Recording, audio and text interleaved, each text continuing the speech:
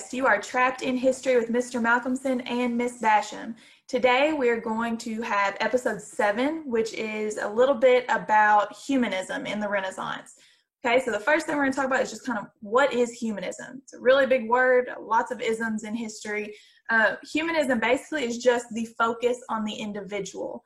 So in our transition introductory Renaissance video, the last episode, we talked about how in the Middle Ages, they were definitely more focused on God and his influence on life. Humanism, we're looking more at individuals and what those individuals are capable of. So a really popular thought process that was at the time was the Renaissance man, basically just being a well-rounded individual, someone who's pretty good at a lot of things and the best at what they do. An example that Mr. Malcolmson gave whenever we were talking about it was Ron Swanson from Parks and Rec. Ron's a classic. He can play the saxophone, woodworking. He's a politician. I mean, he's pretty well-rounded. He's good at a lot of things.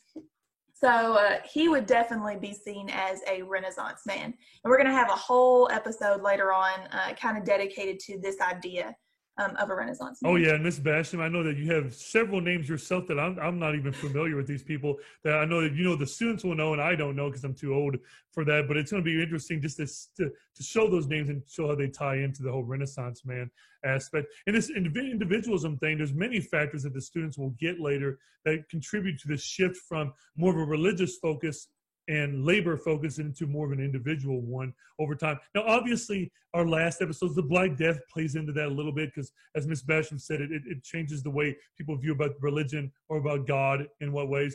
You can't also forget that the age of exploration is happening at this time. So traveling around and exchanging ideas globally, then the printing press is coming in. There's many variables that will tie into culture slowly but surely changing. So I'm going to build off of humanism and go into individualism. So like I said before, when we were doing the Walpurga assignment, you heard Mrs. Basham and I discuss a little bit what average life was like, mostly built around agriculture and labor, surviving your family, and then your community was strongly influenced by your faith. Well, then slowly it starts to shift away from that now. So, Mrs. Basham, I don't know if you can show like a little bit of an art piece from the last episode that we just did, maybe kind of looking at Michelangelo. So, Mrs. Basham brought up about showing the accuracy of the human body. So, realism is a major characteristic of Renaissance art, as we do an episode into that later on.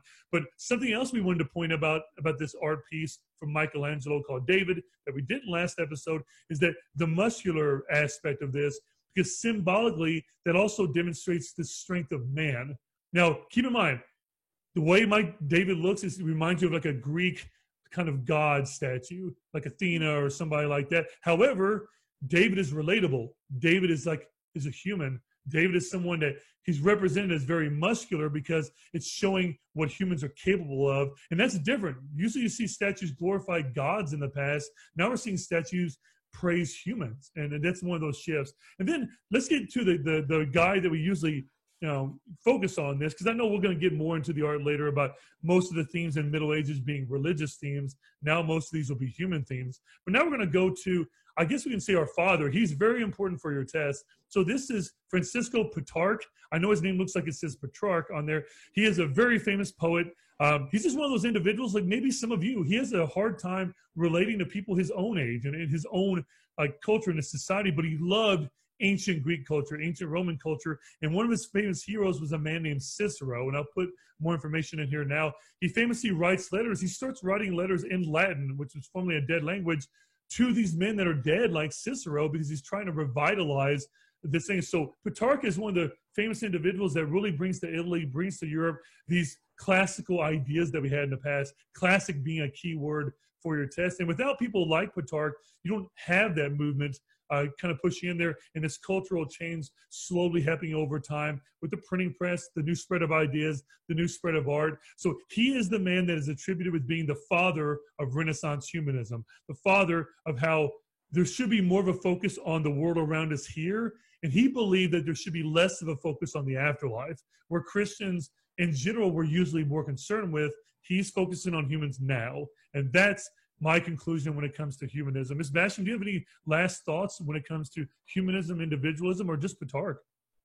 I don't think so. He's a really interesting character. I highly recommend if you have time, if you're interested, go and do a little digging and read about him.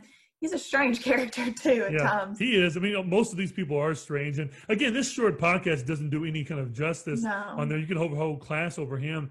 But again, you can't deny that he has impacts on people like Shakespeare in the Renaissance and so many other changes later on. You have to start with Plutarch. And I think that's a great place to end. We're going to liberate all of you and free you from being trapped from history. Thank you for joining us for episode 7. Now on to episode 8. Have a good day.